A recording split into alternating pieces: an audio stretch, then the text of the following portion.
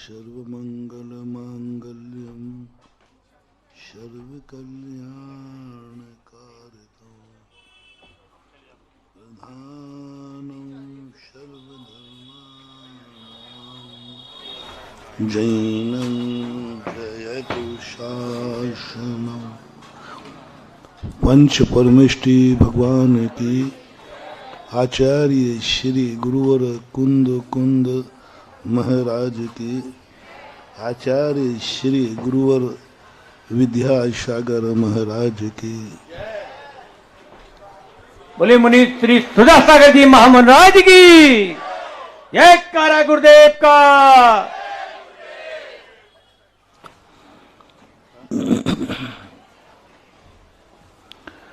नियति का काल चक्र एक ऐसी नियत गति से गतिमान रहता है जिसको आज कोई रोक नहीं पाया। काल के अनुसार ही सारी दुनिया चलती है,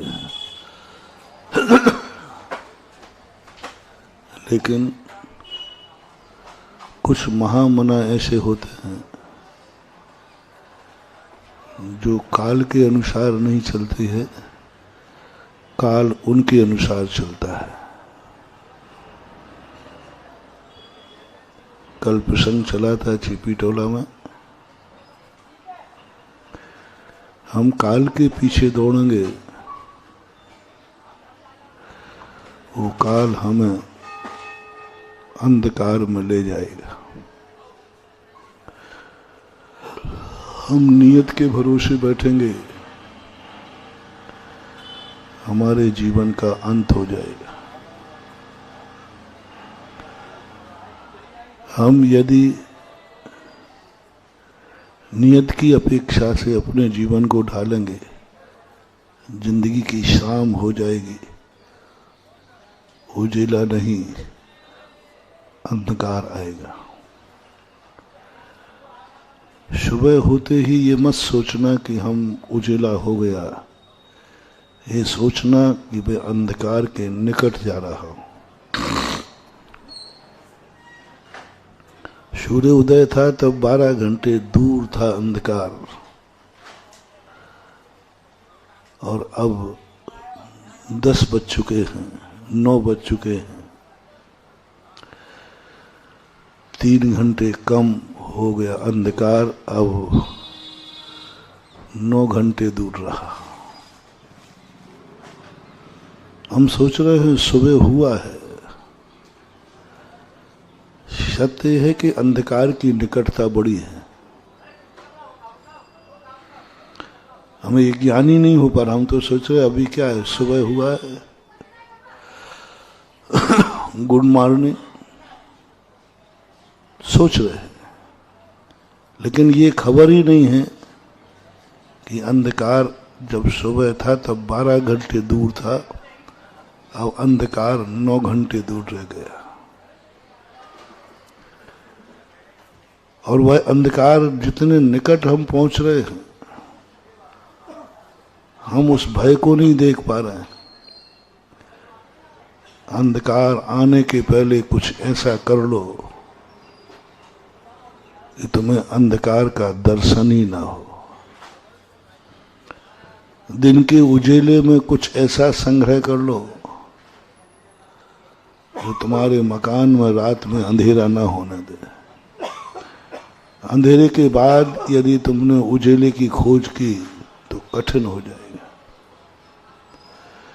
इसी प्रकार ये जिंदगी है। हम सोच रहे हैं कि हम बहुत बड़े हो रहे हैं, बड़े नहीं हो रहे हैं, आप बहुत छोटे होते जा रहे हैं। जो दिन कटे सो आओ वे अवश्य घटे, बूंद बूंद रीते जैसे अंजलि को जल है। जो दिन निकल गए हम उतने दिन बड़े नहीं हुए हैं, उतने दिन हम छोटे हुए। वो हमारे हाथ से चला गया,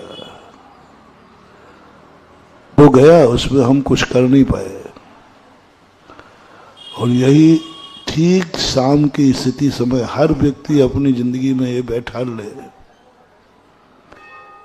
कि मैं अंधेरे के निकट जा रहा हूं, मैं जितना बड़ा होता जा रहा हूं बड़ा नहीं हो रहा हूं, मौत के निकट जा रहा हूं, मौत के निकट जा रहा हूं। जैसे ही आप सोचते हैं कि अभी मैं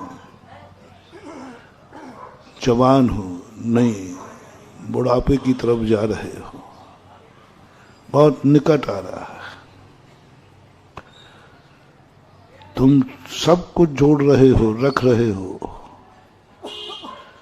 ये समझो कि आप सब खोने वाले हैं, सब छोड़ने वाले हैं।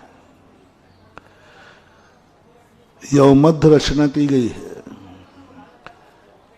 पूज्यवर वीर सेन स्वामी महाराज ने, यवमध्य होता है, यवमध्य को ना गेहूं दोनों तरफ से बीच में थोड़ा सा मोटा होता है, आजू बाजू पतला होता है।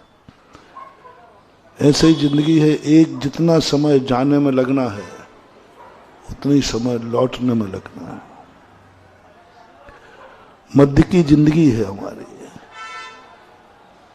हमें आधी जिंदगी ही सोचना है कि हम कुछ आगे बढ़ रहे हैं, आधी जिंदगी पे तो सावधान रहना है, हम नीचे उतर रहे हैं। आधी जिंदगी में एहसास कर लो, यदि तुम्हें महसूस हो तो 40 साल की 80 साल की जिंदगी तुम्हारी है, तो 40 साल तक तुम वह करो जिसमें आगे बढ़ने का हौसला हो, और 40 साल के बाद आपको ये सोचना है कि हमें लौट करके भी पहुंचना है, लौट करके पहुंच। इस संसार की दशा का एक बहुत अच्छा एक उदाहरण पड़ा था। एक राजा ने कहा कि जाओ तुम्हें जो मांगना है मांगो, और दिन भर में तुम जितनी जमीन नाप लोगे और नाप करके तुम वापस लौट आओगे, वो सारी जमीन तुम्हारी होगी। गरीब को ये भाव मिलते ही वो दौड़ा, दौड़ता गया, 12 बजे पहुंचा दिन में। इतने में सामने एक बगीचा और था, उसने सोचा ये और नाप ले, बहुत अच्छा दिख रहा है। उससे आगे और सुंदर बगीचा दिखा, राजा का बगीचे थे, बोले बस एक और नाप ले। फिर उससे आगे एक और दिखा, एक और नाप ले। नापते नापते शाम हो गई। जो सैनिक चल रहे थे उन्होंने कहा साहब गेट आउट, आप यहां से हटिए। बोले क्यों? मुझे वरदान दिया। नहीं, वरदान नहीं दिया, ध्यान दीजिए, जितना नापा है उतने में आपको लौटना है शाम को, और आपने तो नापते ही नापते शाम कर दी, 1 इंच भी नहीं मिल पाया। और इतना होश में रहता कि भाई भली आधा नापा है, लेकिन लौट के चले तो कम से कम आधा तो बच जाएगा। ये कोई किसी की कहानी नहीं है, ये सब तुम्हारी कहानी है। तुम लोगों को होश ही नहीं है कि अब हमें लौट के भी जाना है। ये ज्ञान ही नहीं, आप तो बढ़े जा रहे हो, चलते जा रहे हो। कभी ये भी सोचा करो कि जो जिंदगी मिली है हमें लौट करके उसी स्थान पर पहुंचना है जहां से हमने विकास शुरू किया था, जहां से हमारी शुरुआत हुई थी। हमारी शुरुआत हुई थी, हम कुछ लेके नहीं आए थे। हमारा अंत भी वहीं पहुंचना है कि हम कुछ लेके नहीं जाएंगे। ये प्रकृति के 2 सिद्धांत बहुत बड़े सिद्धांत हैं। तुम कुछ लेके नहीं आए थे, प्रकृति कहती है जब भी मैं तुम्हें वापस बुलाऊंगा तो जैसा भेजा था वैसे ही लौट के आइए, वैसे ही आइए। यदि तुम वैसे के वैसे लौट कर आ गए तो तुम्हें सारा साम्राज्य मिलेगा, जितनी पृथ्वी तुमने नाप ली सब मिलेगा, और भी तुम जो मांगोगे वो सब मिलेगा। लेकिन जैसा मैंने भेजा था वैसे ही तुम लौट के आओ, वैसे ही लौट के आओ। बहुत कम लोग होते हैं ऐसे। प्रायः लोग जिंदगी के अंतिम श्वास तक अभी कुछ और करना है, अभी और करना है। कई लोग तो मरने के समय भी यदि पूछा जाए कि भाई अब तो आपने सब कुछ कर लिया, बोले थोड़ी सी जिंदगी और मिल जाए तो कुछ और कर लें। सबसे ज्यादा मानव की जिंदगी खतरनाक है, क्योंकि ये लौटने को समय बचाते ही नहीं। अंत समय में भी उसकी कोई ना कोई इच्छा बनी रहती है, कोई ना कोई इच्छा। और अंत में फिर काल कहता है कि भाई तुम्हें लौट कर पहुंचना था, तुम तो यहीं अभी नापने में लगे हो, अब तुम्हारी दुर्गति है। अंतिम श्वास तक जिंदगी का एक नियम पकड़ लेना। आपको आधी जिंदगी में, आधे दिन में, आधे घंटे में, आधे मिनट में, 1 मिनट की जिंदगी मिली है आपको, आधा मिनट आपको जीना है, आधा मिनट आपको संभलना है। हर आधे मिनट के बाद आपको होश आना चाहिए कि 1 मिनट हम कैसे गुजारे हैं, 1 मिनट हम कैसे गुजारे हैं। आधा मिनट बढ़ने में और आधा मिनट लौटने में। मिनट में समझ में नहीं आए तो दिन ले लीजिए। यदि जिंदगी में तुम सुख चाहते हो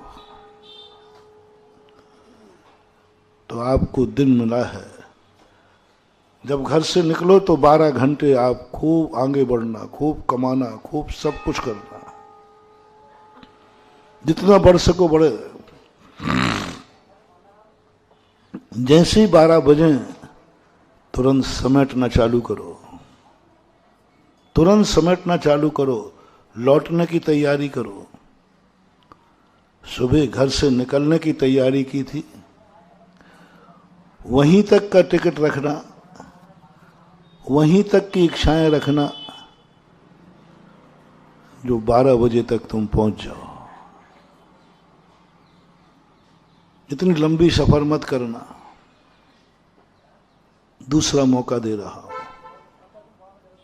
पहले मैंने 1 मिनट का दिया, दूसरा मौका मैं सीधा 1 दिन का दे रहा हूं। दिन भर में उतनी ही इच्छाएं करना, उतनी ही दौड़ लगाना, उतना ही आगे बढ़ना जो 12 बजे तक पहुंच जाओ। 12 बजे से ज्यादा सफर तय नहीं करना।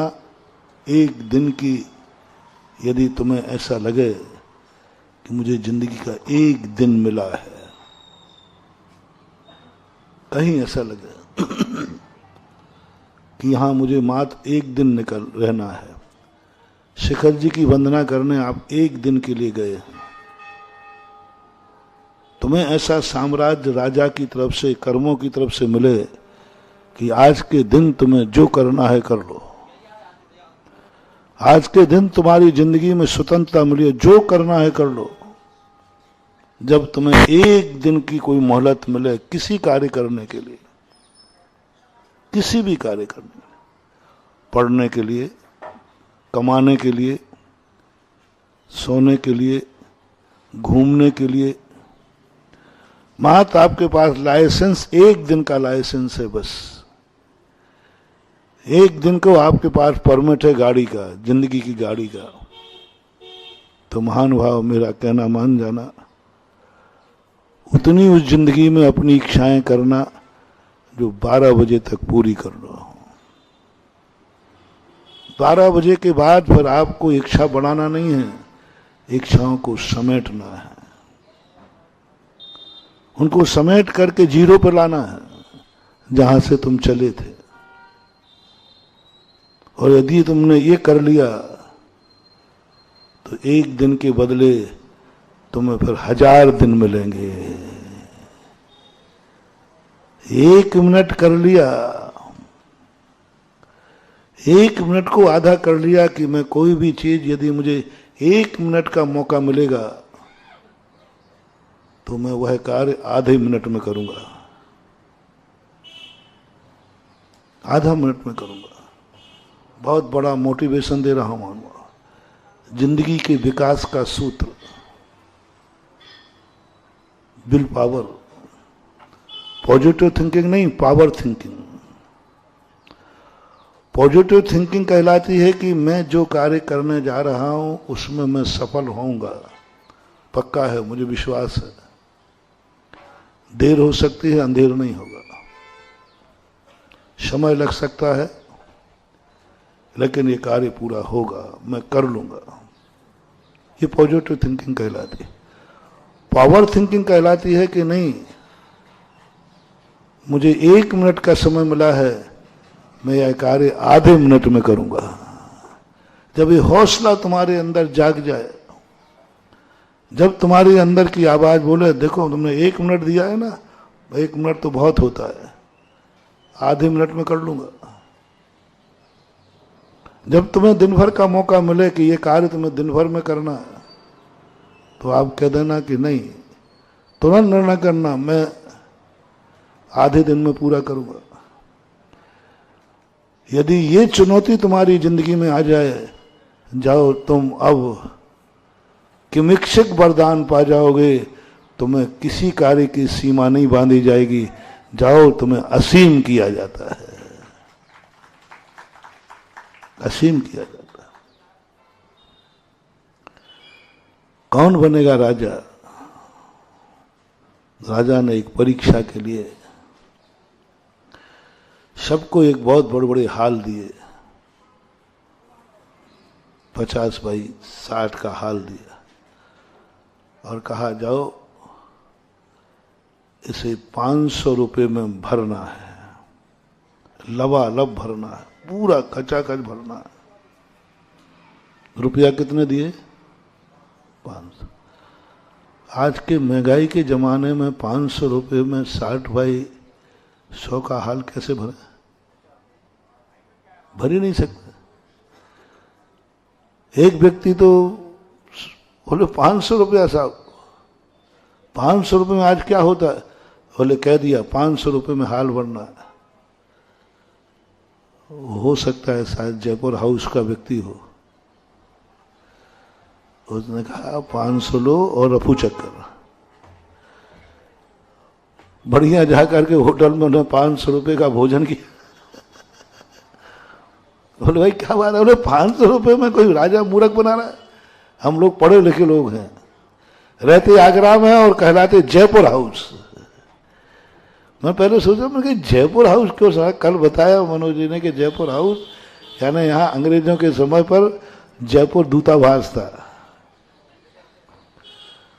तो उसने कहा 500 रुपये में। हमने तो चाट पाट खा करके बराबर कर लिया, बस ऐसे राजा मुझे नहीं बनना, कोई पागलपन है क्या? दूसरा व्यक्ति ने सोचा कि नहीं 500 रुपये दिए तो कोई ना कोई चीज तो आएगी। तो सोचता हुआ चला जा रहा था, इतने में नगर पालिका की कचड़े की गाड़ियां निकली वहां। तो उसने रोका, रोको रोको भाई रोको, देखो भाई ये कचड़ा मुझे दे दो, तुम 500 रुपया ले लो। तो नगर पालिका वाला सोचा कि हमें बाहर फेंकने जाना पड़ेगा और 500 रुपया मिल रहा है, चल भाई कहाँ डालें? और भाई साहब इस हाल में भर दो। तो जितनी नगर पालिका की गाड़ियां थी सब 500 रुपये से उसने इतना भर दिया हाल, इतना भर दिया हाल कि किवाड़ लगाने को भी जगह भर गया। 500 रुपये में कोई ना कोई चीज तो आई। अब उसने सोचा कि मैं तो पक्का हूं, राजा पक्का, क्योंकि देखो किवाड़ लगाने तक को जगह नहीं बची। राजा ने यही कहा था कि 500 रुपये में पूरा हाल भर दिया, लबालब भर गया।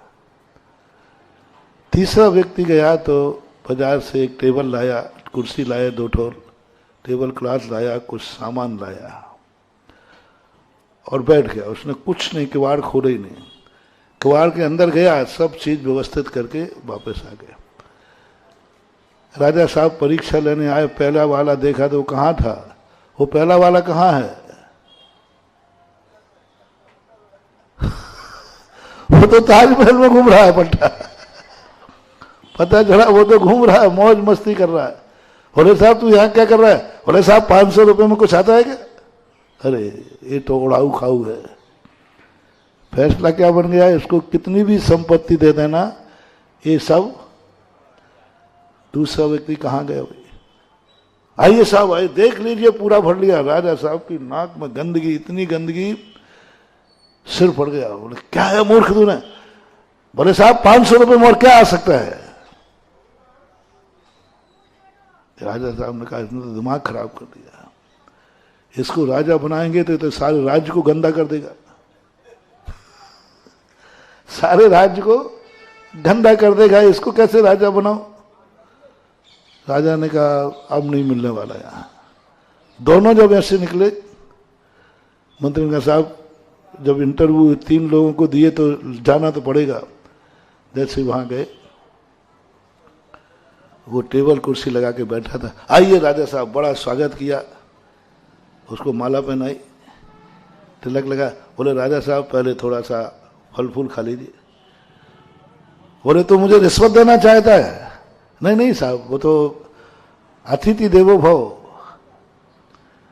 आपको ये हाल हमारे लिए सौंपा था, तो आप मेरे दरवाजे आए और मैं स्वागत नहीं करूं तो ये तो हम नहीं हो सकता, आपको थोड़ा तो कुछ लेना ही पड़ेगा।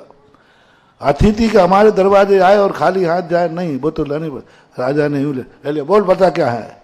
बोले राजा 2 मिनट रुक जाइए। अंदर गया, उसने 5 दीपक खरीदे थे, 4 कोनों में 4, बीच में 1, और बढ़िया अगरबत्ती, हमें नाम पता नहीं, जिसकी जागरण सुगंध आती हो, सुगंध, चारों कोनों पे 4 अगरबत्ती लगा दी, जला के आया।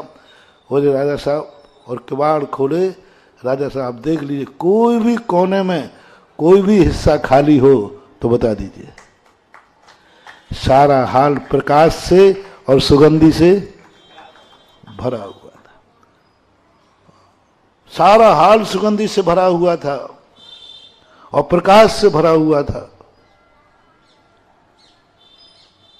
ये कैसे? बोले साहब 500 रुपया बहुत, 250 बचे हुए हैं। ये इंतजाम कितने में हो गया?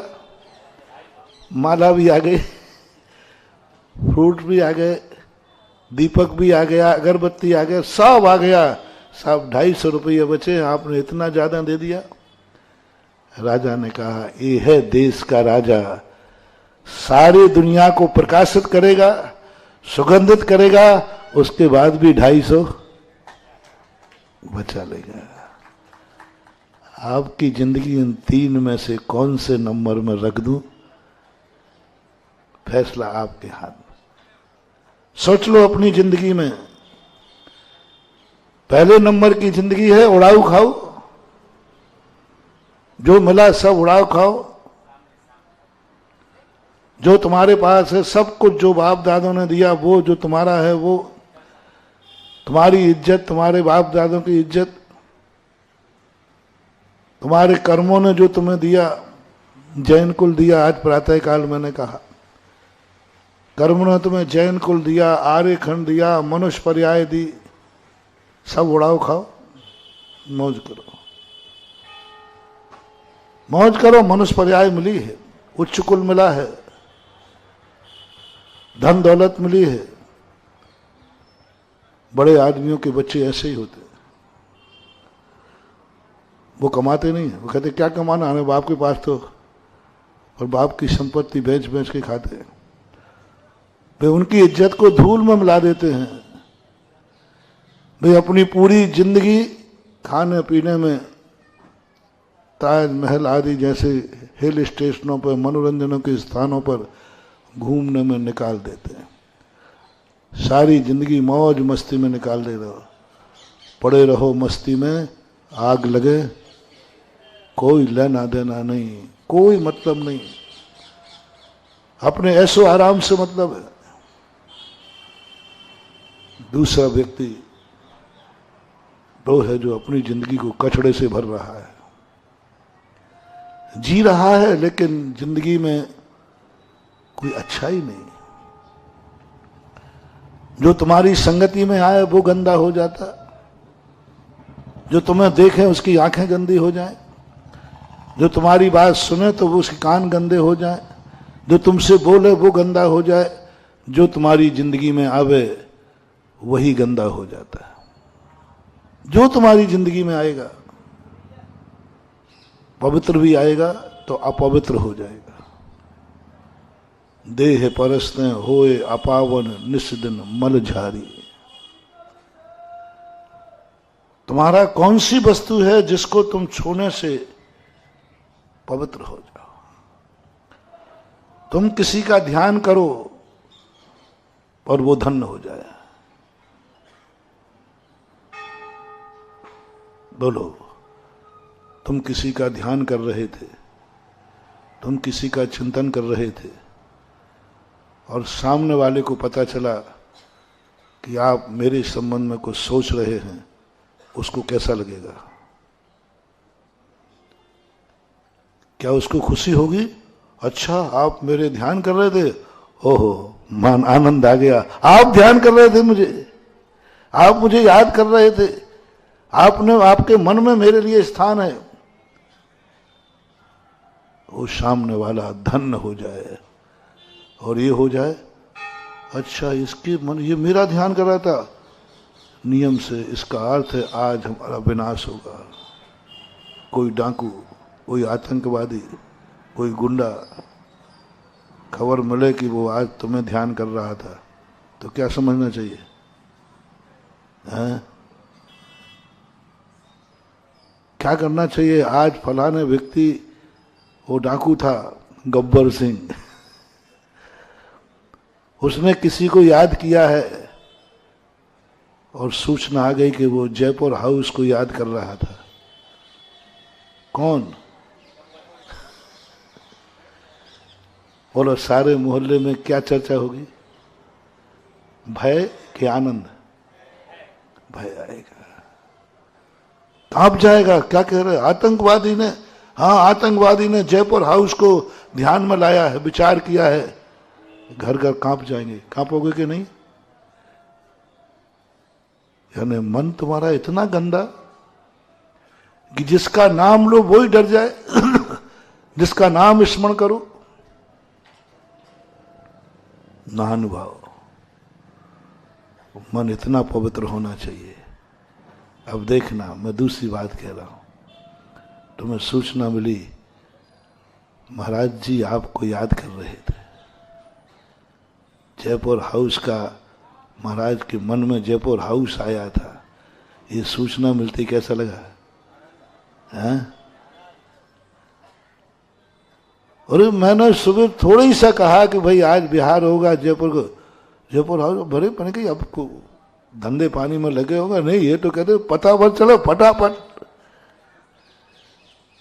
मन दोनों के थे। एक ने मन में विचार किया, भय फैल गया, और एक ने मन में विचार किया, आनंद ही आनंद आ गया। मन दोनों।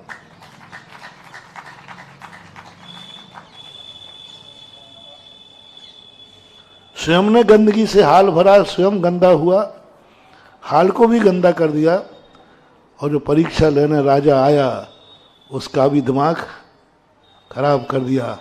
और राजा का दिमाग खराब होने का अर्थ क्या है? उठा दो उसको, डाल के बंदी में डाल दो। इस दुनिया का तुमने दिमाग खराब किया ना। तुम्हारे लिए ऐसा मन बनाओ कि जिसका ध्यान तुम्हारे मन में आ जाए वह जीव, वह व्यक्ति धन्य हो जाए और आनंद की अनुभूति करे। तुम्हारी आंखें कैसी हैं? गंदी हैं या अच्छी? मैं बताता हूं गंदी हैं या अच्छी। दोनों देखने वाले हैं। एक पापी आंख देख रही किसी की तरफ। यदि कोई पापी आपकी तरफ घूर के देख रहा है, आपको कैसा लग रहा है?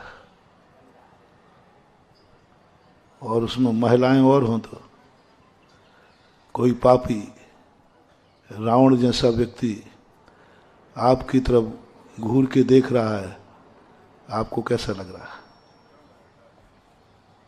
अंदर की बात बताओ, कैसा लग रहा है? इसकी आंखें फूट जाए, देखो वो यहीं यहीं देख रहा है, देखो वो आएगा कि नहीं? इसकी आंखें फूट जाए, इसकी आंखों में धूल चली जाए, देखो वो घूर घूर के देख रहा है, आपकी आत्मा कांप गई। घूर के देख रहा है, ये गंदी हाथ का लक्षण। आप जिसको देख रहे हैं, क्या वो आपके देखने पर बुरा मान रहा है? आपके देखने से उसके मन में ग्लानि भाव आ रहा है? आपका देखना वो पसंद नहीं कर रहा है? समझ लेना आपकी आंख गंदी आंख है। आपकी आंख, क्योंकि मैं जिसे देख रहा हूं वो पसंद ही नहीं कर रहा है कि मुझे देखे। अब एक आंख वो भी है,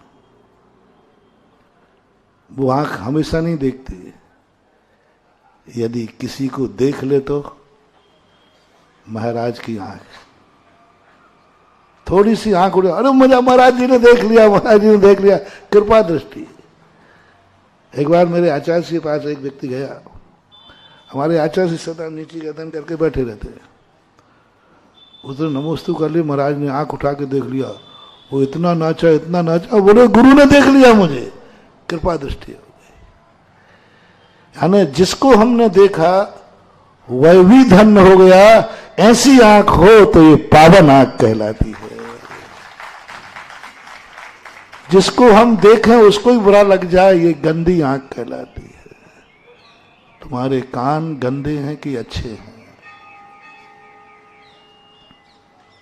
कोई तुम्हें कोई सुनाना नहीं चाहता, उसको पता नहीं चल जाए, खतरनाक चीज है। डाकू को पता नहीं चल जाए कि मेरे पास इतना है, लुटेरों को पता नहीं चल जाए। और कोई तुम्हारे सुख की बात 2 मिनट सुन ले वे, आपको हम कुछ देते लेते नहीं है। कई लोग आते, मैंने कहा भैया मेरे पास कुछ नहीं महाराज, आप बस सुन भर लो बस। देखो मैं कुछ नहीं कर सकूंगा महाराज जी, मैं कह रहा हूं ना आपको कुछ नहीं करना, बस मेरी बात सुन लो। 1 मिनट सुन लेता हूं, वो आनंद से ना, महाराज जी ने कम से कम मेरी बात सुन ली। और वो कई बार तो ऐसा होता है, महाराज आपको कुछ नहीं करना, आप ध्यान कर लीजिए मेरा, मैं ठीक हो जाऊंगा। और होते साधु किसी का ध्यान कर ले, नियम से समझ लेना उसके कितने पाप क्षय हो गए, क्योंकि वो इतना पुण्यात्मा है कि साधु के मन में स्थान पा गया। क्योंकि साधु हर व्यक्ति का ध्यान नहीं करता, साधु हर व्यक्ति को नहीं देखता। वो कितना पावन व्यक्ति होगा जिसको देखने के लिए साधु की आंख उठ गई है। देखने मात्र से वो कहता है, दृष्टि मात्र से लोगों के संकट दूर हो जाते हैं। दृष्टि मात्र से, दृष्टि मात्र से, सुनने मात्र से। आप सुन लीजिए, सुन लिया, वो कहता मैं तो ठीक हो गया। बोले कैसे हो गया? महाराज जी ने मेरी बात सुन ली। और बोल लो तो है, बोल लूं तो तुम कहीं आए हो, महाराज ने 2 शब्द बोल दिए, अरे तुम पूरे, अरे महाराज ने मुझसे बोला, आशीर्वाद दिया, ये मुंह पवित्र है। हाथ क्या है महानुभाव? कुछ नहीं है। इस हाथ में कुछ नहीं है। आप नहीं हो तो एक आध दिन ब्लड लाना, मेरा हाथ कट करके देखना, लेकिन पहले तुम अपना खुद का काटना। हाँ, नहीं तो मेरा कर। दोनों में से एक से ही ब्लड निकलेगा, हड्डी चमड़ी मांस कुछ नहीं निकलेगा। तो फिर क्यों मेरे आशीर्वाद के लिए मरते हो? तुम्हारे पास हाथ नहीं है क्या? ऐसा किया करो, सुबह उठ करके हाथ है कि नहीं है, बस फर्क तो यही है। इस हाथ में एक इतना अच्छा हाथ बन गया कि इस हाथ में जिंदगी में एक संकल्प किया है कि ये हाथ कभी इस हाथ से किसी का बुरा ना हो जाए। बस ये साधना है, साधु की साधना, और कुछ नहीं है बंधुओं, कुछ नहीं है। ये ऊपर की साधना है तो बाहर की साधना है। अंतर की साधना साधु का मन पवित्र क्यों है? क्योंकि साधु ने एक संकल्प किया है, हे भगवान इस मन में कभी बुरा विचार, हे आंखें कभी बुरा ना देखें, कान कभी बुरा ना सुने, हाथों से कभी बुरा ना हो। बस इतनी सी तो बात। इतनी बात करते ही हाथ इतने पावन हो गए कि आप कुछ मत बोलिए महाराज, आप तो यूं कर दीजिए हमारे सारे काम हो जाएंगे। क्या है इन पैरों में जो आप लाखों लाखों रुपए की बोली लेकर साधु के पैर धोते? क्या है? कुछ नहीं मानवा। साधु की जिंदगी भर की तपस्या, सबसे ज्यादा यदि साधु का पूरे शरीर में से परोपकारी कोई चीज है तो वो पैर है। मस्तिष्क भी उतना नहीं है। मस्तिष्क में तो बहुत हम तुम्हारे लिए कम सोचते हैं, मैं अपने लिए ज्यादा सोचता हूं। मन तुम्हारे लिए बहुत कम देता हूं, कभी कभार हमारे पास टाइम ही नहीं अपने काम से, और अधिक से अधिक सोचता हूं तो परमात्मा को। साधु दो व्यक्तियों को मन में 24 घंटे निकाल देता है, या तो परमात्मा का या अपनी। तुम्हारे संबंध में तो हम बहुत बहुत ही कम सोचते हैं। टाइम मिले तब सोचूं, फिर भी सोचता हूं, कभी कभी सोचता हूं। तुम्हारी तरफ देखने का भी मन मेरा नहीं होता। मैं खुद भगवान को देखता हूं या आत्मा को देखता हूं। तुम्हारी क्या सुनूं? मुझे भगवान की वाणी सुनने से फुर्सत नहीं है। 24 घंटे उनकी वाणी गूंजती है कानों में, परमात्मा बोल रहा है। मैं अपने हाथों से तुम्हारे काम बहुत कम करता हूं, मैं अपने काम ज्यादा करता हूं। बस एक चीज है जिसमें मैं अपना कुछ भी नहीं करता। पूरी जिंदगी भर की साधना तपस्या साधु का 24 घंटे सबसे ज्यादा एनर्जी होती है साधु की परोपकारी एनर्जी, आत्मकल्याणी एनर्जी नहीं।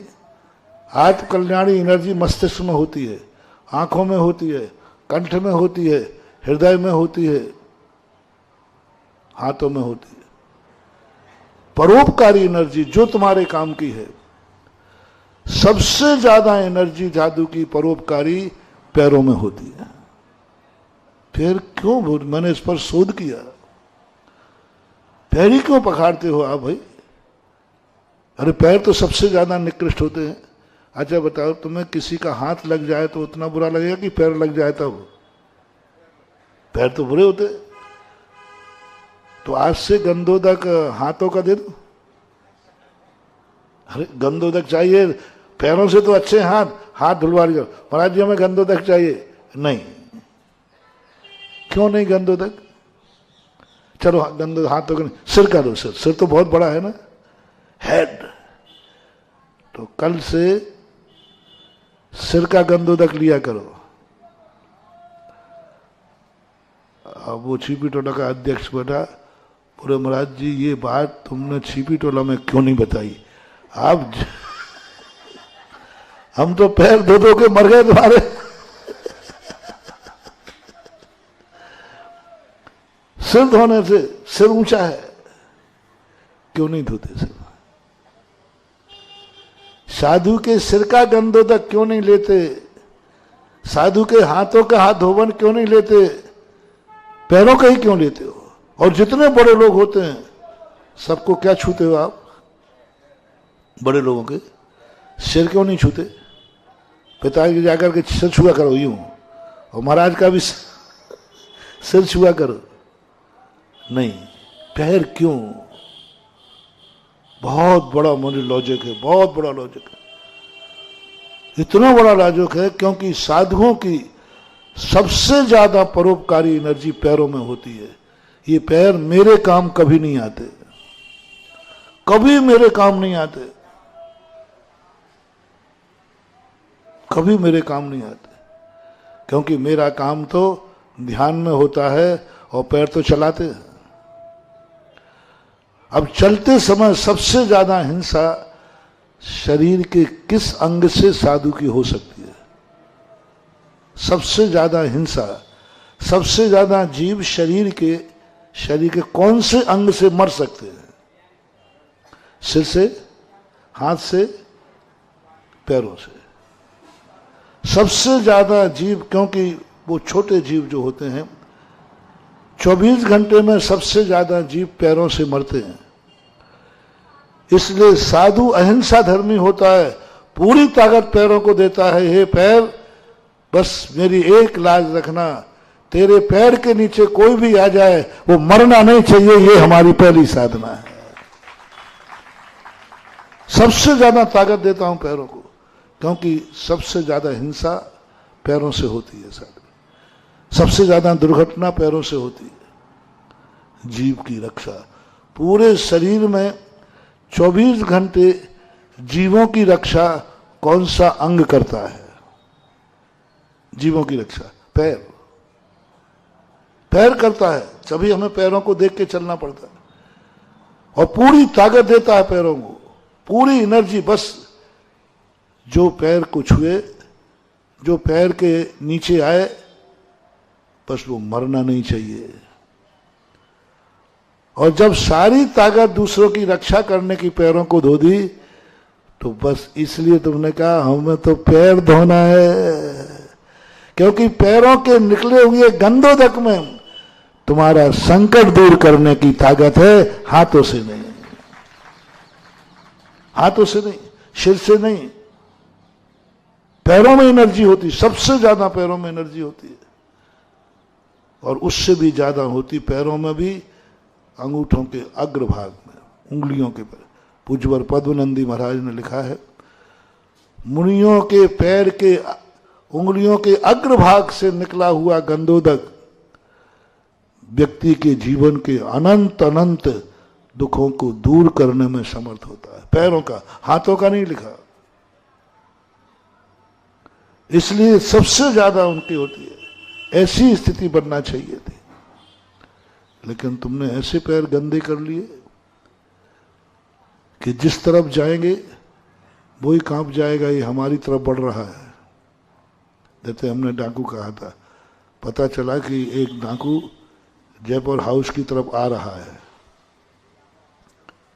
डर गए, और पता चला कि एक साधु छिपी टोला से जयपुर हाउस की तरफ आ रहा है। द्वारे द्वारे चौकपुर गए, द्वारे द्वारे वो थालियां लेके खड़े हो गए, थालियां लेके खड़े हो गए कि हमें महाराज का मत एक उंगली का भी गंधोदक मिल जाए। ये पैरों को पवित्र करना है। आपका पैर जिस तरफ बढ़े, आपके पैर गंदे हैं अच्छे हैं, जिसकी तरफ आप बढ़ा रहे हो वो खुश हो रहा है या दुखी हो रहा है। यदि दुखी हो रहे हैं तो आप गंदे हैं, आपके पैर गंदे हैं, और आपके उस तरफ कदम बढ़ते ही वो अभाग्य मान रहा है। आपके पैर पावन हैं, पवित्र हैं, क्योंकि दूसरे को आनंद दे रहे हैं।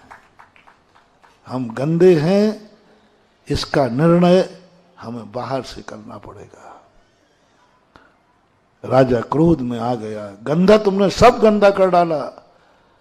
मैंने तुम्हें मनुष्य पर्याय दी, मन दिया, आंख दी, कान दी, हाथ दिए, पैर दिए, तुम्हारे सब गंदे हैं। कोई व्यक्ति तुम्हारा कोई भी संगति करना नहीं चाहता, जो करो वो गंदा कर देते हो।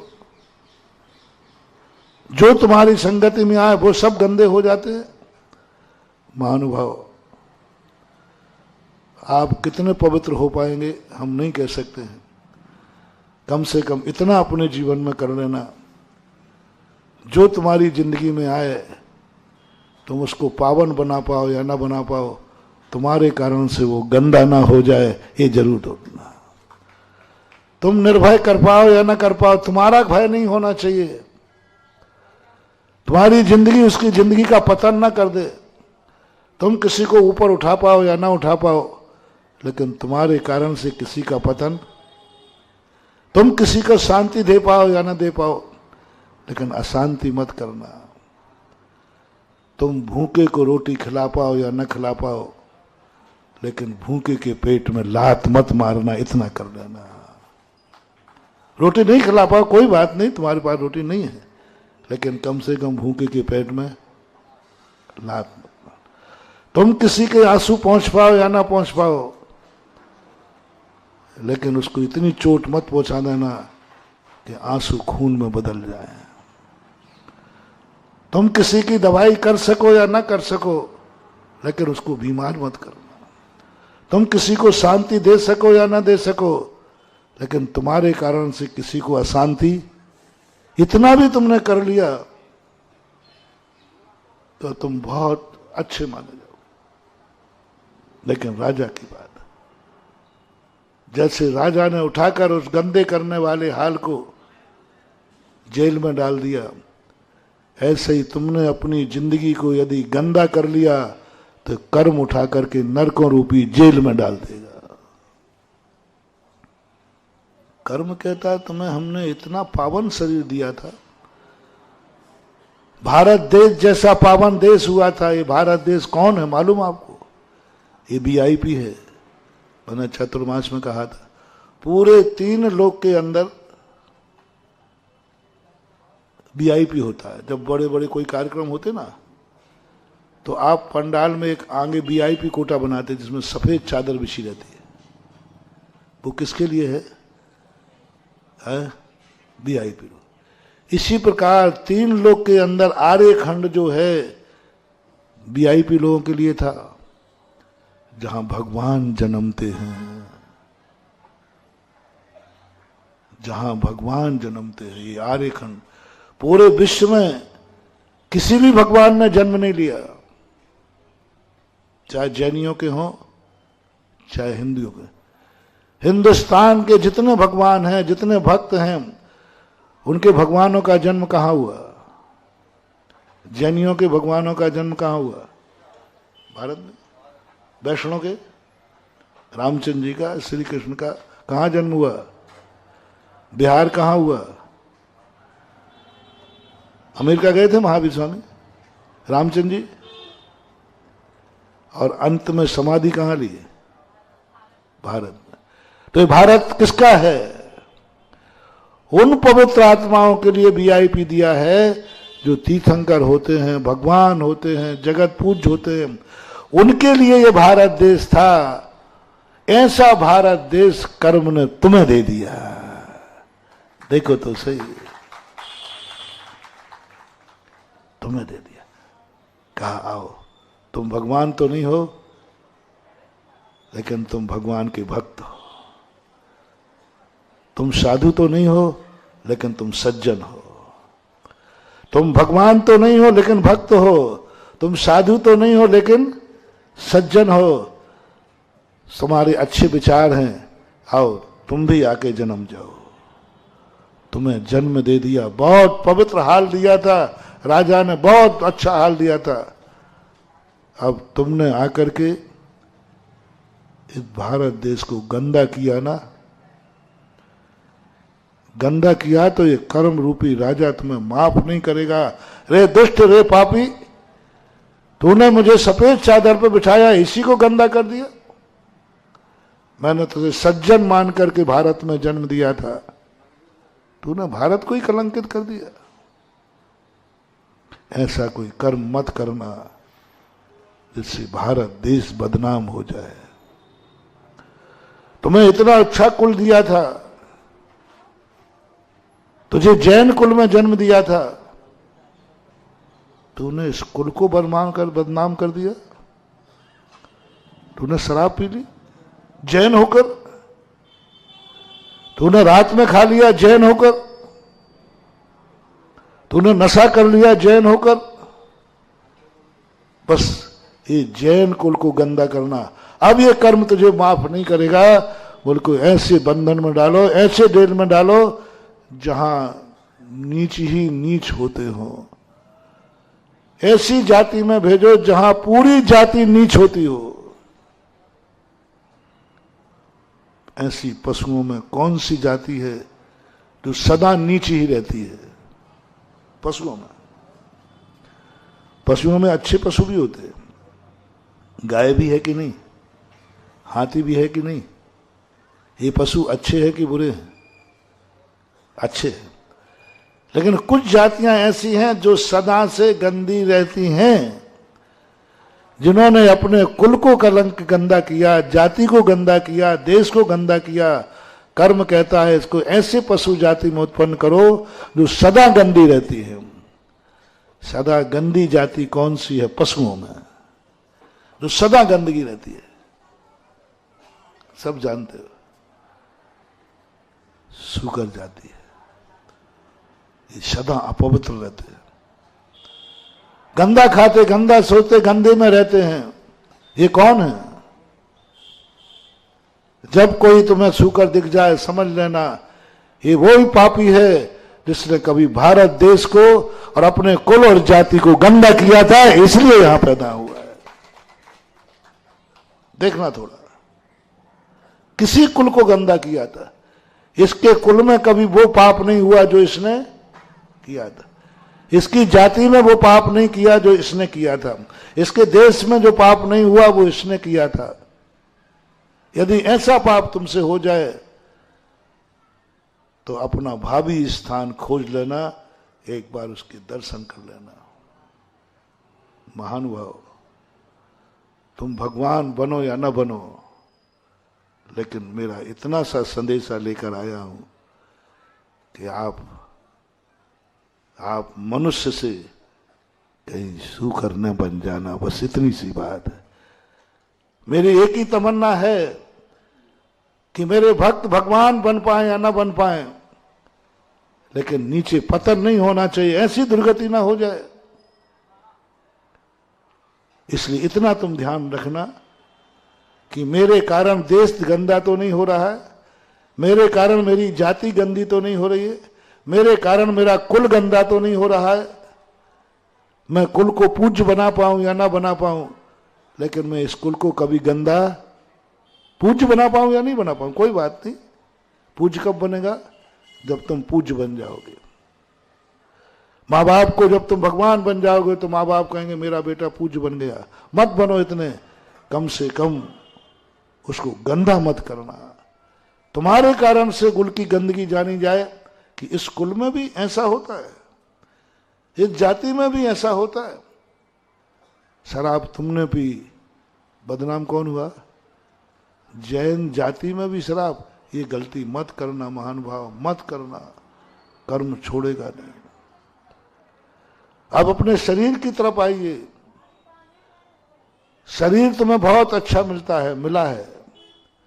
कम से कम जो शरीर को छुएगा वो सब गंदा हो जाएगा। आज प्रातःकाल प्रवचन में मैंने कहा, इसलिए अभिषेक मात्र भगवान के लिए अभिषेक नहीं है। तुम्हें ये जल के अभिशाप से बचाना है, क्योंकि जल भी प्राण है। तुम एक एक बूंद को न तरस जाओ, और तुम्हें जल का अभिशाप है, क्योंकि जल स्वच्छ होता है और तुम नहा करके गंदा कर देते हो।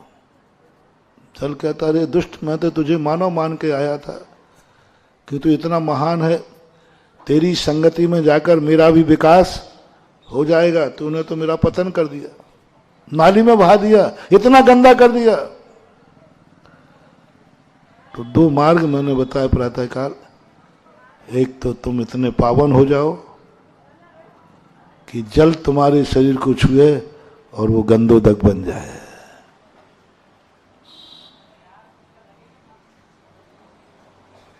हो सकते हो? और महाराज जी उसके लिए तो भगवान बनना पड़ेगा, महाराज बनना पड़ेगा। अब ये सबके बस की बात नहीं है, तो फिर क्या होगा?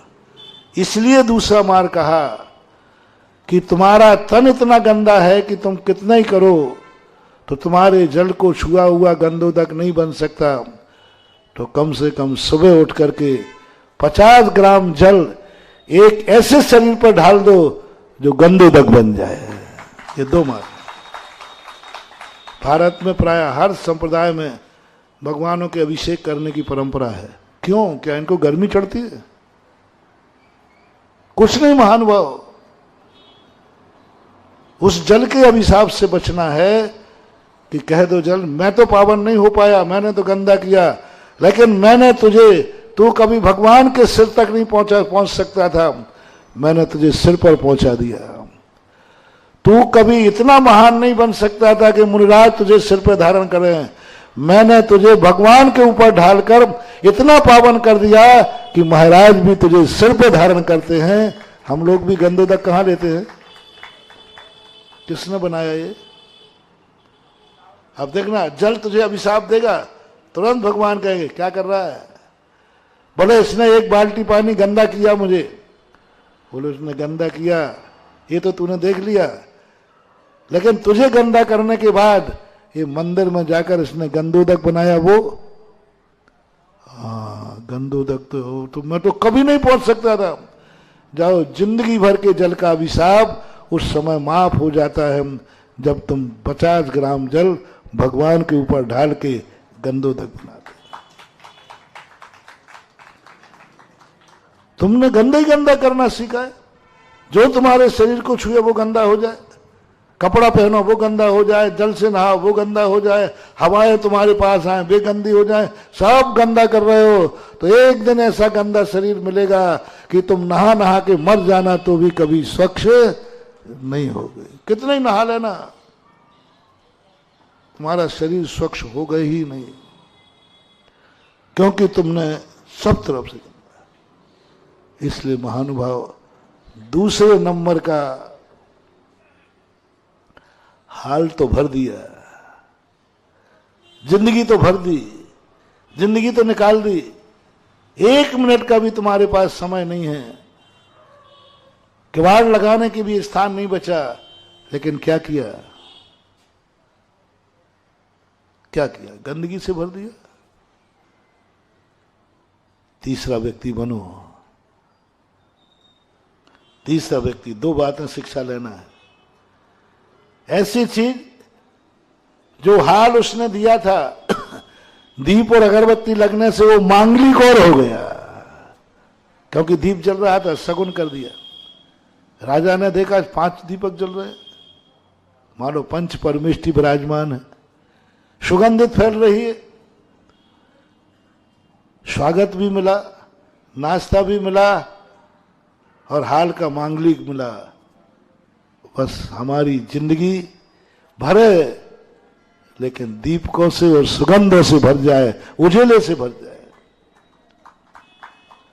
और उसमें भी आधा बचाना है। राजा ने ये तो ठीक किया, अभी नियुक्ति नहीं दी, ये तो ठीक किया इसने कि बहुत अच्छा सुगंधित आ रही है, प्रकाश आ रहा है, स्वागत भी किया, लेकिन अब ये राजा बनने लायक नहीं है। ये अच्छा आदमी तो है, ये घर का मुखिया बनने लायक नहीं है, ये उच्च जाति कुल के लायक नहीं है। कार्य तो अच्छा किया। राजा उदासीन हो गया। मंत्री ने कहा, राजा साहब ये भी पसंद नहीं है। बोले नहीं, ये राजा के बनने लायक तो नहीं है। बोले साहब कमी क्या है, गलती क्या है? बोले साहब इसने, राजा ने कहा, इसने 500 रुपया पूरे मिटा दिए। लेकिन तुरंत राजा खुश हो गया जब उसने कहा, राजा साहब 250 बचे हैं, ये पकड़िए।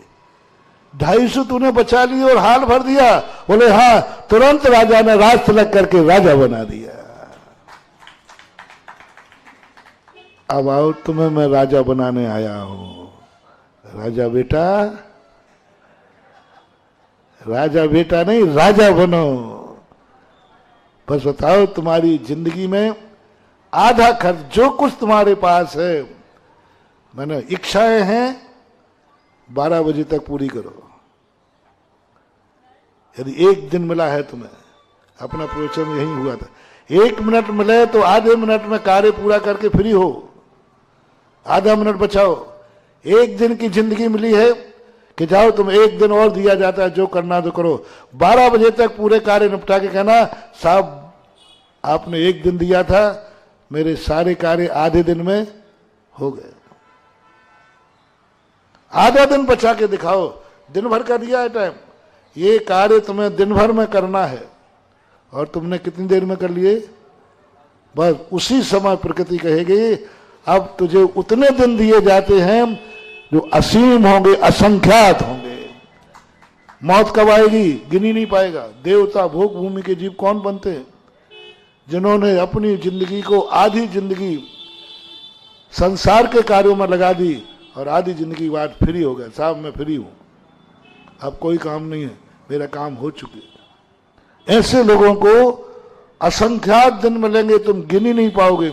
इतनी लंबी उम्र होगी और अकाल में मरण नहीं होगा। 1 दिन की बात कह, अब पूरी जिंदगी की बात कह रहा हूं। अंदाज बताओ तुम्हारी कितनी जिंदगी है? अपने अंदाज, इच्छा से पूछो। अच्छा, कितने साल जियोगे? कितने साल जीने की इच्छा है? वो मत मांगना जो जी नहीं सको। हाईएस्ट बता दो, उम्र कितनी है दुनिया भारत के अंदर? हाईएस्ट उम्र कितनी पाई गई? 100 मान लो, एक आध कोई। चलो चलो, कोई बात नहीं, कोई बात नहीं, तुम जो कहोगे मैं तुरंत मान जाऊंगा। प्रॉमिस हुआ, अधिकतम कितनी? 100 साल। बस ओके, लॉक करूं? इससे ज्यादा मिलना ही नहीं। अब क्या करोगे? 100 साल। 100 साल की तुम्हें जिंदगी निकली है। अब मैं चाहता हूं कि तुम्हारी जिंदगी असीम हो जाए, अगला भाव ऐसा हो जो गिनती में भी नहीं आए। इतनी बड़ी उम्र मिले, इतनी उम्र मिले जिसको अपन गिनती में नहीं बोल सके, इतनी लंबी उम्र मिले। बस संकल्प एक करना है। 100 साल की जिंदगी मिली है, 50 साल तक तुम्हें जो करना है कर डालो, और 50 साल के बाद सीधा श्रीफल लेके मेरे पास आ जाओ, मेरा सब कुछ हो गया। 50 साल बचे हुए हैं, 50 साल बचे हुए हैं, बिल्कुल फ्री, सब फ्री, सब कर लिया, सब देख, बोले सब कर लिया साहब, अब 50 साल तो फ्री है, आप बताओ क्या करूं? 50 साल बाद तो मंदिर लौट के आना, गुरु के पास लौट के आना, भगवान के पास लौट के आना। प्रभु 50 साल बचे। बोले मैंने तो जो कार्य तूने किए तो 100 साल में होना थे। बोले साहब 50 में कर लिया, और तू लौट के आ गया पूरे करके। जाओ, तुझे मैं अमर करता हूं, तू कभी मरेगा नहीं, क्योंकि 50 साल बचा लिया। तुम तो पूरे खा गए साल, और उसके बाद भी कहते साहब सरकार 2-4 साल और बढ़ जाएंगे, तो फिर अल्पायु मिलोगे, फिर तुम अल्पायु होगे, अकाल में मरोगे। ऐसे ही सब चीज में लगाओ मालूम। तुम्हें जितना धन मिला है, जितना धन मिला है, करोड़ अरबपति, खरबपति, लाख, करोड़, 1 रुपया, आधा रुपया, जो कुछ भी तुम्हारी किस्मत में है, जो भी मकान जायदाद जो कुछ भी तुम्हें है, तुम्हें 50% में अपनी खुशमय जिंदगी निकालकर 50% लेकर सीधे लोकोदय तीर्थ क्षेत्र में जाना है। कितने %? महाराज जी आप जयपुर हाउस में तो और महंगे हो गए। कितने हो गए? अभी तक तो 1% कहते थे, 10%, अब तो कितना कह दिया? 3 लोक का नाथ बनाने की गारंटी ले रहा हूं, 6 खंड का अधिपति बनाने की गारंटी ले रहा हूं, 100 धर्मेंद्र बनाने की गारंटी ले रहा हूं, अक्षय निधियां देने की गारंटी ले रहा हूं। जहां तुम अक्षय निधि निकालोगे, निकालते निकालते थक जाओगे, लेकिन तिजोरी खाली नहीं हुई। एक अक्षय निधियां होती हैं, अक्षय निधि से बोलते हैं, कितनी निकालते जाओ वो कभी खाली नहीं होती। ऐसी निधि क्यों मिलती है? कैसे मिल जाती है इनको? कैसे मिल जाती है इनको? कैसा मिल गया उसको राजपद? कैसे बन जाते हैं चक्रवर्ती जिनके बिना कमाए इतना पैसा आता है, इतना धन आता है? तुम्हें तो पहनने को सोना नहीं मिलता, उनके यहां तो पीक दान भी सोने की होती है। हाँ, ऐसे लोग भी हैं। पीक दान के पीक दान भी, और तुम्हारे पास देखो अंगूठी भी सोने की ना हो। क्यों? प्रकृति मां ऐसा पक्षपात क्यों करती है? भगवान ऐसा पक्षपात क्यों करता है? भगवान पक्षपात नहीं करता महानुभाव। ये रहस्य समझो जो मैं खोज के तुम्हें बता रहा हूं। किसने पक्षपात कर दिया? है 50 रन बेटे को खर्च को 100 रुपया दिए, शाम को उसने पापा को 50 रुपए लौटा दिए। बोले बेटा क्या बात? बोले पापा 50 में बस बहुत हो गया। बोलो पापा खुश हो गए कि नाराज? और 100 खा के आगे पापा कुछ कम दिए थे, एक और थप्पड़ मारेगा, एक और थप्पड़ मारेगा। इस प्रकृति ने, मां ने, प्रभु ने जो तुम्हें दिया उसमें तुम कहते हो मिले मां है? क्या मचा रखा है? नहीं महानुभाव, जितना मिला है अपनी मां को, अपने पिता को, अपने भगवान को, अपने गुरु को 50% में ला करके दिखाओ, मैं तुम्हें राजा बनाता हूं तो लोकी नाथ बनाता हूं। 50% पे जो धन है 50% में कुशलता लाओ। जैसे उस व्यक्ति ने 500 रुपए में 250 रुपया बचा करके, गलत जिंदगी मत देना, जीना रोते हुए मत जीना। आधे धन में हंसती हुई जिंदगी जीना है। 250 रुपए में तुम्हें पलना है, अतिथि को भी खिलाना है, हाल को भी सुगंधित करना है, जहां तुम रहते हो वो घर भी सुगंधित हो, परिवार भी खुश हो, तुम भी खुश हो, और अतिथि आ जाए तो है, अतिथि आ जाए तो साईं इतना दीजिए जा में कुटुंब समाए, मैं भी भूखा ना रहूं साधु न भूखा जाए। ये अतिथि, उसको भी खुश करो। इतना सब करने के बाद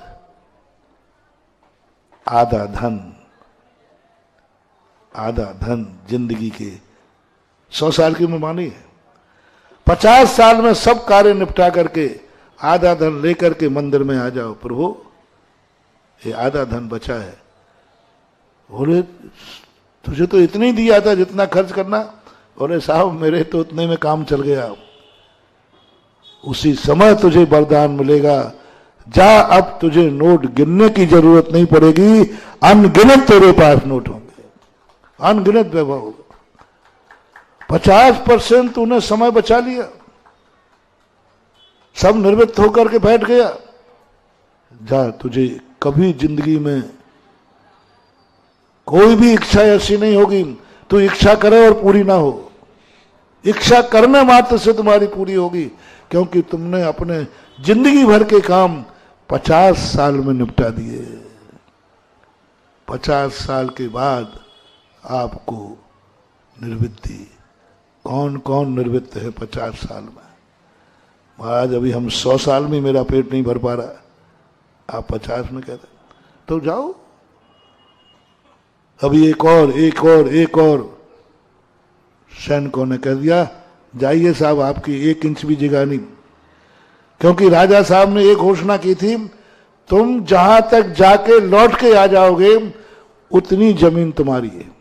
शर्त क्या थी? जाकर के लौट के आ जाओगे उतनी संपत्ति तुम्हारी है।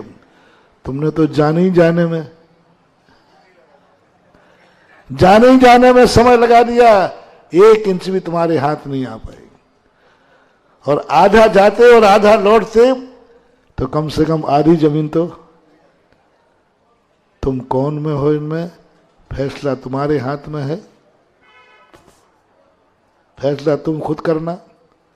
आज बहुत मार्मिक बात तुम्हारे लिए कही, फैसला तुम्हारे हाथ में।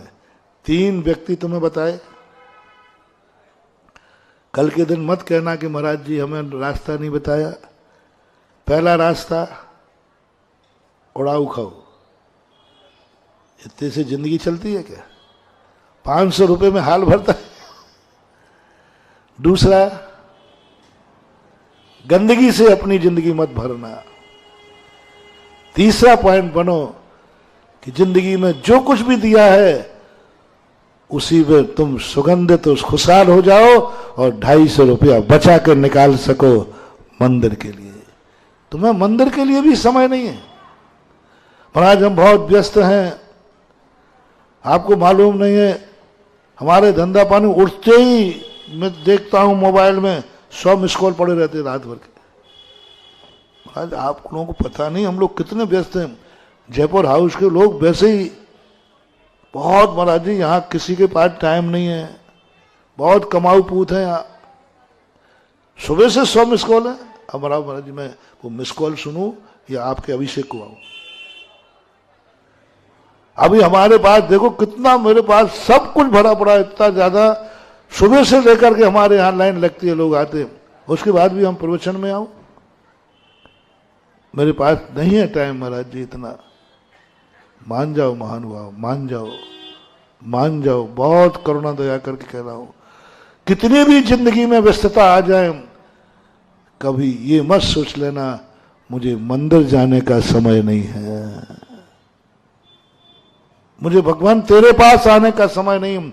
जिस दिन तुम्हें ये मन में आ गया, या तुम्हारे घर में जैसे आज मैंने कहा कि सबको अभिषेक करने, और तुम्हारा पुरुष ये कह दे तुम कैसी जिद कर रही हो मम्मी, तू कैसी जिद कर रही हो पत्नी से, कहे तू देख मुझे सुबह से कितना टाइम है, महाराज ने तो कह दिया तो क्या हुआ, तो मुझे देख मेरे पास टाइम कहाँ है। महानुभाव समझ लेना तेरी जिंदगी में इतनी बर्बाद होने वाली है कि 100 दिन भी तेरी जिंदगी में कम पड़ जाएंगे और एक भी इच्छा पूरी नहीं कर पाएगा, क्योंकि तूने कहा कि भगवान के लिए समय नहीं है। भगवान के लिए समय नहीं है, पिक्चर के लिए समय है, टीवी देखने को समय है, 2-2, 3-3 घंटे क्रिकेट के सामने बैठने को समय है। एक व्यक्ति ने कहा, बोले महाराज जी आप बहुत देर तक प्रवचन देते तो मैं बैठता ही नहीं हूं। उनके अच्छा क्रिकेट कितने घंटे का होता है? वहां पट्टा बैठा रहेगा, पिक्चर में 2.5-3 घंटे बैठ जाएगा। ये गलती कभी मत करना महानुभाव, बल्कि ये करना भगवान तेरे लिए समय। अरे संसार में कितने भी काम हो प्रभु, तेरे लिए तो मेरे पास समय ही समय है। तेरे लिए समय की सवाल ही नहीं उठता, बहाने का सवाल ही नहीं। मंदिर के लिए समय, गुरु के लिए समय, धर्म के लिए समय, अरे कहां सवाल है। मंदिर के लिए कहो हमारे पास समय ही समय है, गुरु महाराज के पास जाना है समय ही समय है। काय का नहीं कल तेरे यहां बारात आ रही है, अरे आती रहती है। भरत चक्रवर्ती ने यही तो किया, सुदर्शन चक्र उत्पन्न हुआ है, बोले उत्पन्न होता रहता है। मेरे भगवान को केवल ज्ञान हुआ है, पहले मैं केवल ज्ञान की पूजा करने जाऊंगा। कितना व्यस्त चक्र रत्न उत्पन्न हुआ है। 18 कोड़ा कोड़ी सागर वर्ष बाद किसी एक को चक्र रत्न मिलता है। अक्षय निधियां प्रकट हुई, मात वहां दर्श स्वीकार करना था। घर में पुत्र रत्न उत्पन्न हुआ, उसका मुंह देखना था बस। मैंने कहा नहीं, ये सब बाद में होगा, पहले मैं भगवान का दर्शन करने जाऊंगा। आज उसको ऐसा समय मिला, अनंत काल तक सुख भोग रहा है। इसलिए 3 बातें आज आपको एक तो जिंदगी कैसी बनाना है, दूसरी बात आपको जिंदगी का हर चीज में आधा समय बचा करके जो भी तुम्हारे पास है आधा समय में अपने संसार के कार्य निपटाओ और आधा समय अपनी आत्मा के कल्याण के लिए दो, परमात्मा के लिए दो। आधा समय तुम जिंदगी के कार्य निपटाओ, आधे समय में निपटाओ, आधे धन में निपटाओ। जो कुछ भी तुम्हारे पास शरीर है, आंखें हैं, आधी आंखें संसार के लिए दो, आधी आंखें अपने आत्म कल्याण के लिए दो, परमात्मा के लिए दो। सब तरफ का 50 बंटवारा कर दो। ये श्रेष्ठतम श्रेष्ठ मार्ग है। और आपके जीवन में यदि पवित्र बन सको या ना बन सको, लेकिन किसी को गंदा करने का प्रयास मत करना। किसी के आंसू पहुंच सको या ना पहुंचो, लेकिन किसी हस्ती को रुलाने का प्रयास मत करना। महावीर भगवान है कि